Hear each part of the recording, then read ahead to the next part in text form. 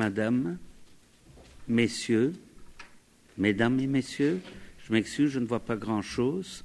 Et étant donné mon état d'handicapé grave, légal, reconnu par la loi et les différents paliers gouvernementaux, je vous demanderai de l'indulgence parce qu'il n'est pas facile, comme malvoyant, de faire un exposé en grande nature de manière juridique sans avoir mes notes.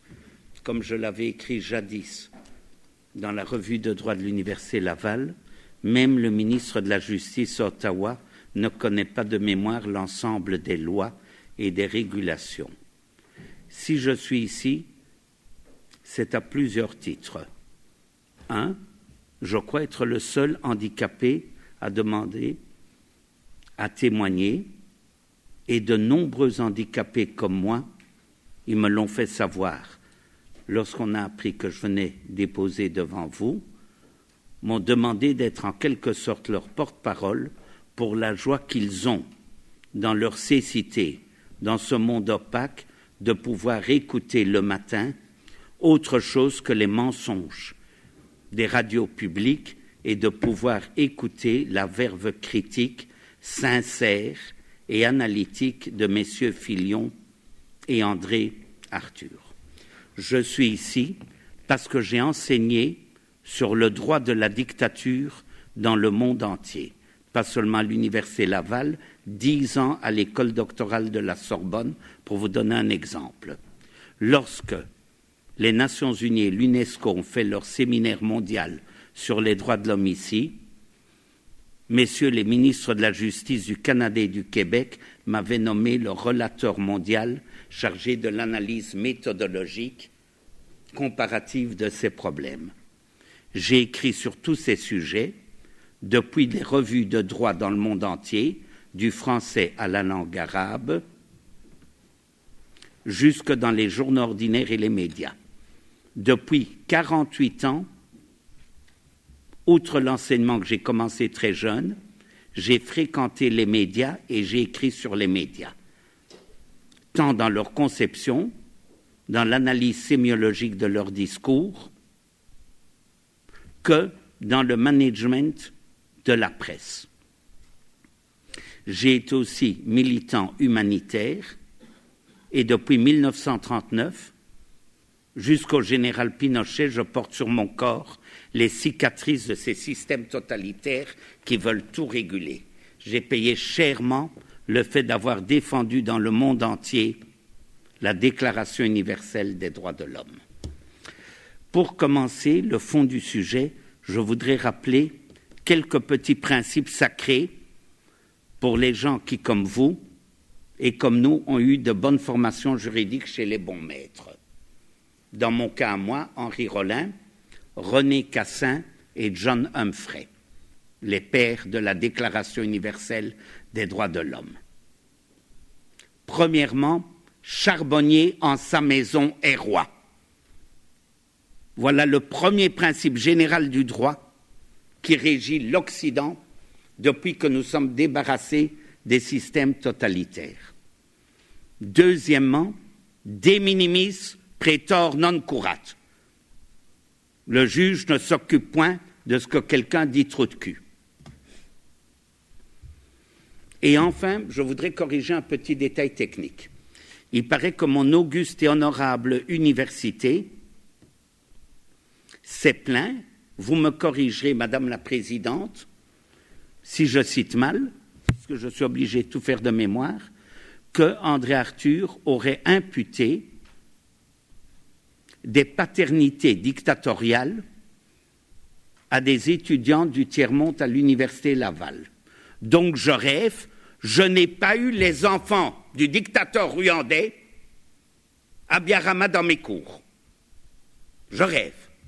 Je n'ai pas eu les fils de ministres du Cameroun dans mes cours. Je n'ai pas eu les cousins du président Bongo, le dictateur du Gabon dans mes cours. Il y a des limites au mensonge, madame.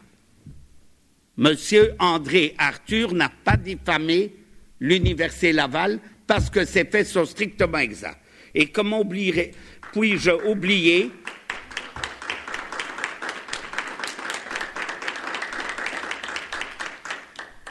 Et comment puis-je oublier que j'ai commencé ma carrière à l'Université Laval, quand ils ont été me chercher à l'Université de New York, comme directeur des programmes, avec un vice-recteur qui me téléphone. « Monsieur Zilberberg, vous avez refusé, monsieur ?» Vous direz, « Pas le don, monsieur ?» Ben oui. « Mais monsieur Zilberberg, qu'est-ce que vous savez que c'est le fils de l'ambassadeur d'Algérie ?» Eh oui. Et alors? Et je n'ai pas dû protester comme secrétaire du jury lors de la thèse de monsieur le président de la Centrale des enseignants du Québec en disant « Pour moi, vous n'êtes qu'un étudiant. » Et lorsque je siège dans un jury, je ne tiens pas compte du prestige social, politique ou économique. Donc, monsieur André Arthur était en deçà de la vérité sur, malheureusement, les connexions du gouvernement démocratique du Canada, notre pays, avec la plupart des dictatures du tiers-monde et avec les bourses somptueuses qui sont octroyées aux fils des dictateurs. Ne vous étonnez pas que vous trouverez un jour même le fils du dictateur du Kazakhstan à Laval, à McGill ou à Queens, puisque nous avons des entreprises minières là. Bon. Maintenant, je vais passer à l'aspect plus macro. Je vis dans ma petite ville avec un problème très grave, sur lequel j'ai une fixation depuis très longtemps. C'est en 82 que j'ai donné devant 500 personnes devant cette ville une conférence sur la prostitution infantile dans cette ville. J'ai été insulté, abusé par ces médias soi-disant libres qui obéissent tellement à votre régulation. Il n'y avait pas de prostitution. Il y a quelques années à Laval, j'ai récidivé avec l'aide de M. Jean Garon, à l'époque ministre de l'Éducation, et de M. Jacobi, ombudsman du Québec. Silence. On ne peut pas toucher à ce problème. Deuxième problème que je vis dans cette ville, et si vous retracez mes émissions à Radio-Canada, TVA et dans Le Monde, c'est un problème qui m'obsède. Par exemple, avec la complicité de la compagnie canadienne Talisman, la prostitution en masse des petites filles au Soudan. Je reviens régulièrement depuis 20 ans sur ce sujet, la traite des êtres humains. Et enfin, je trouve pas de collègues humanitaires, je trouve enfin 2 journalistes qui acceptent de se pencher sur ce scandale qui nous entoure. Deuxième problème, on a fusionné ma petite ville. J'étais bien dans ma petite ville québécoise. J'étais heureux, nous étions heureux. Et brutalement, sans respecter no taxation without representation, no representation without taxation, brutalement, ma petite ville a changé. Et je n'ai plus de service, je n'ai plus de police. Tout s'y passe dans ma petite ville. Il y avait là un despote, parce que Jean Bodin définit le despotisme, et cela s'applique à M. Lallier, votre plaignant, comme quelqu'un qui change les règles du jeu. Pas un dictateur, un despote, pas un démocrate. Selon, je répète, Jean Bodin, 2e tome de la République. Mais ce n'est pas à vous que je pourrais donner des leçons d'érudition en matière de droit. Troisième problème, j'enseigne depuis des années à mes étudiants que M. Dahl nous a expliqué dans le volume classique Qui gouverne qu'il y a trop souvent dans les gouvernements urbains des polyarchies et que dans les polyarchies, il y a des entreprises de presse qui essayent de manger les autres entreprises, qui essayent d'écarter la concurrence. Donc, j'ai le scandale de la prostitution dévoilé par M. Fillon et Arthur, j'ai le problème des fusions et des défusions, et M. le maire tremble. Je ne connais pas de cas d'ailleurs en Occident où un maire, après 1945, aurait demandé l'interdiction, la censure ou la répression de journalistes. M. Juppé a demandé une rectification d'information après sa condamnation infamante. Il a demandé qu'on rectifie, non qu'il ne démissionnait pas de cette job. Il n'a pas demandé qu'on ferme Antenne 2. Et puis j'ai un empire de presse qui veut manger. Mais c'est un cas classique. outre Qui gouverne de Robert Dahl, le livre de C. Wright Mills sur les élites du pouvoir, la polyarchie. Alors j'ai ce genre de problème et on vient me chercher des queues de cerise, des minimis praetor non curat. Après toutes mes opérations, des yeux, du cœur et du poumon, je ne dors pas beaucoup. Donc j'écoute souvent la nuit des tas de radios, entre autres RF1 et TV5, à qui vous avez donné une concession à quelqu'un pour qu'elle puisse émettre et pénétrer dans mon foyer. Je ne sais plus écrire si je n'ai pas quelqu'un pour m'aider, donc je ne peux pas vous dire le nombre de fois que j'ai entendu cette nuit. Trop de cul, gros nichon, beau cul, connard, et même une invitation par M. Hardisson à celle qu'il appelait Gros Lolo à les montrer à 60 millions de Français et 200 millions de francophones, dont les Québécois.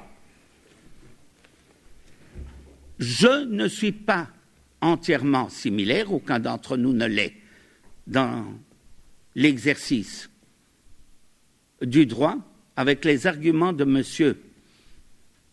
Bertrand pour une simple raison. Je crois qu'il y a plus fondamental que cela. Vous êtes, madame, mesdames et messieurs, ultra vires en fonction de la Déclaration universelle des droits de l'homme et en fonction du pacte des libertés civiles et politiques et en fonction du pacte des libertés économiques, auquel mon pays, le Canada, a souscrit, et ils se vantent de l'enseigner dans le monde entier. Cela fait partie de notre juridiction. Et à partir du moment où nous avons ratifié cela, la plupart des pouvoirs que vous attribuez sans doute de bonne foi sont devenus caducs, de par la loi internationale qui vous régit, vous et moi, même dans notre sommeil. Vous êtes ultra vires parce que nous ne sommes pas en période de guerre, qui vous permettrait de censurer. Vous avez interféré, je vous ai écouté soigneusement toute la semaine par Internet, vous avez interféré sur l'exercice du commerce libre, Charbonnier, sa maison roi.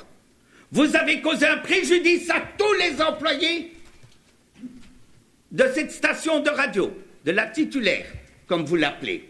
Vous les avez mis dans une situation grave. Nos tribunaux ont déjà décidé, dans certains cas médicaux, que l'anxiété provoquée par autrui, sciemment, était un délit.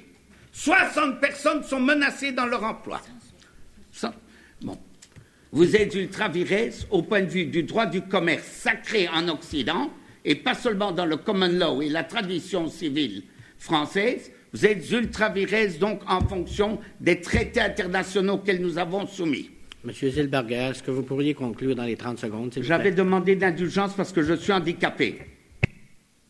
J'avais dit que je ne peux pas lire. Je dois organiser, me souvenir de mémoire. Vous avez 47 plaintes. Et je veux répondre à 47 plaintes. Je ne demande pas une heure. Je demande au moins que d'avoir le même temps que quand j'ai été arrêté par le général Pinochet, le conseil de guerre m'a donné plus que 10 minutes au Chili. Est-ce que vous voulez me rappeler toutes les fois où j'ai été arrêté dans le tiers-monde quand je venais défendre la liberté d'expression? Docteur Zellberger, nous vous comprenons, nous comprenons vos propos. Vous avez 5 minutes de plus. On vous avait sans doute averti que tout le monde a 10 minutes. Vous avez 5 minutes de plus et nous vous demanderions de conclure à ce moment-là. J'essaye. Vous êtes donc ultra vires. D'autre part, vous violez aussi les conventions internationales, notamment le pacte des libertés civiles et politiques, sur les conditions de défense des gens. Vous ne pouvez pas exproprier ou menacer d'exproprier ou menacer d'interférer dans le commerce libre sans avoir été mandaté par la Constitution. Un droit constitutionnel n'est pas, en période de paix, susceptible d'être enfreint par une commission administrative. Nos libertés fondamentales, avait dit le Premier ministre Trudeau, sont sacrées. Et il disait, je les ai moi-même violées souvent. Et je fais cette charte pour qu'elle ne soit plus violée à l'avenir. Bien sûr que longtemps nous avons eu des lois bizarres, y compris celles qui vous régissent. on ne régit pas la critique. On ne permet pas à un maire de gagner de futures élections en neutralisant les journalistes qui osent le critiquer. On ne favorise pas l'accumulation monopolistique du capital en permettant à un groupe de presse géants d'essayer de neutraliser des petits. Maintenant, je vais passer aux procédures. J'ai été sidéré des procédures utilisées. Ce qu'on vient d'avoir sur le temps est encore un exemple de cela. Je pourrais réduire 60 personnes au chômage, je pourrais empêcher la démocratie urbaine, je pourrais empêcher la liberté de commerce simplement par le genre de procédure. Mais enfin, vous avez le pouvoir de priver quelqu'un de sa propriété. Où sont les avocats qui m'interrogent et me contre-interrogent? Cela s'appelle les principes généraux du droit. J'ai été l'élève, je rappelle, d'Henri Rollin et de Jean Dabin. Où sont les principes généraux du droit? Nous envoyons des missions, même à Cuba, enseigner le droit démocratique. Nous avons fondé au Canada le premier centre international démocratique de la planète. Deuxièmement, ceci, madame, est un procès inquisitoire. Ce n'est pas un procès contradictoire. Même un prisonnier dans une prison fédérale a plus de droits face à la commission disciplinaire que vous n'en donnez à la station ici. Et on ne dit pas aux prisonniers, espèce de sale petit nègre, tu as 10 minutes pour répondre, sinon on te tabasse de nouveau. Je suis au Canada, madame. Je suis au Canada, messieurs.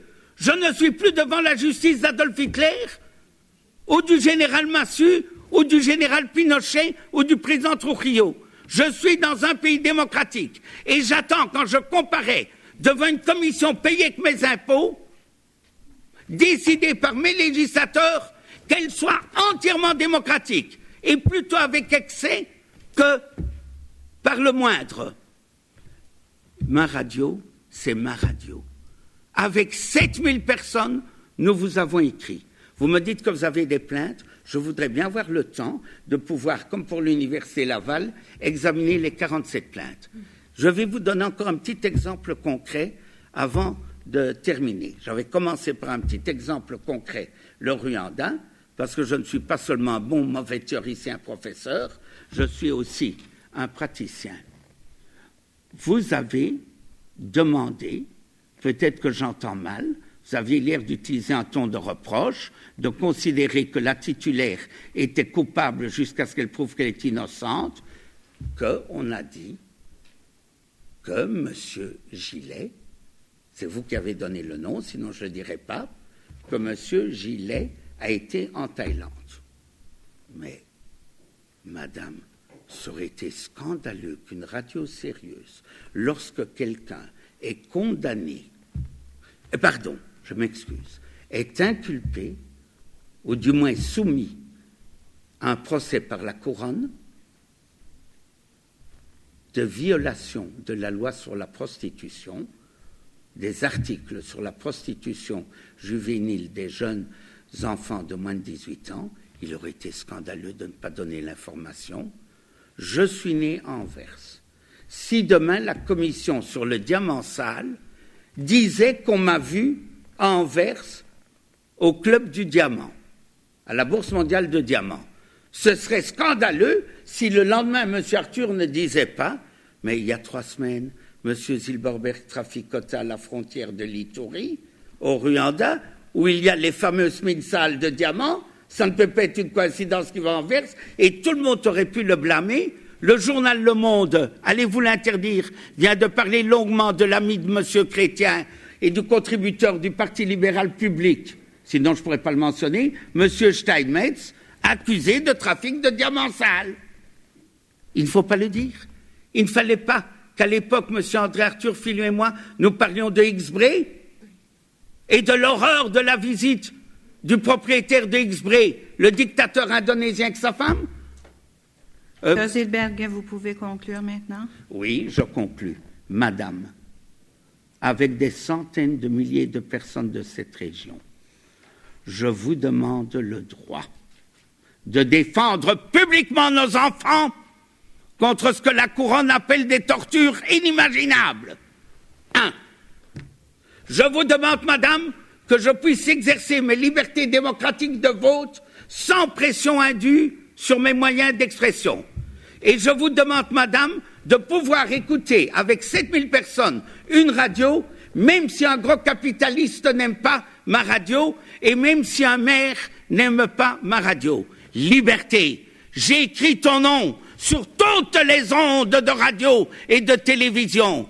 Liberté, j'écris ton nom dans tous mes éditoriaux et aucune commission administrative en temps de paix ne doit supprimer le droit de cette liberté. Merci.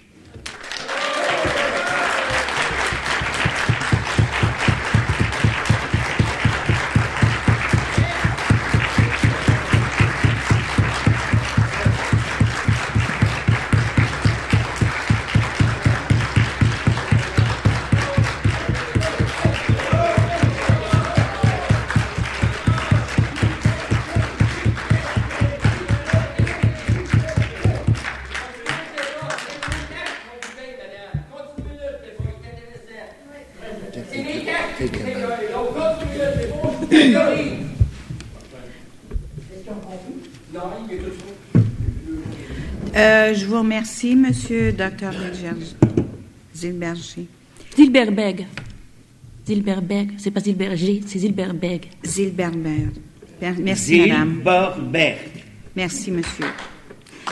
Monsieur le secrétaire, s'il vous plaît. Merci, madame la présidente. Je demanderai Vous n'avez maintenant aucune à question à Maître me poser, Jean-Luc madame? Bilodeau à se présenter pour présenter son intervention.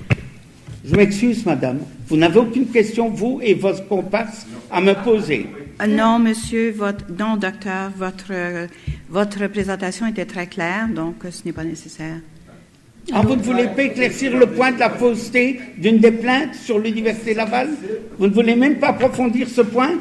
S'il vous plaît, je regretterais beaucoup s'il fallait utiliser quelqu'un pour mettre de l'ordre. Regretterais pour qui?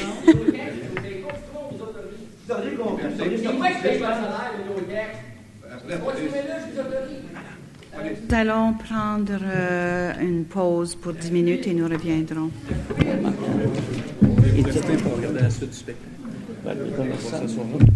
Parce que moi, je vais attendre ici.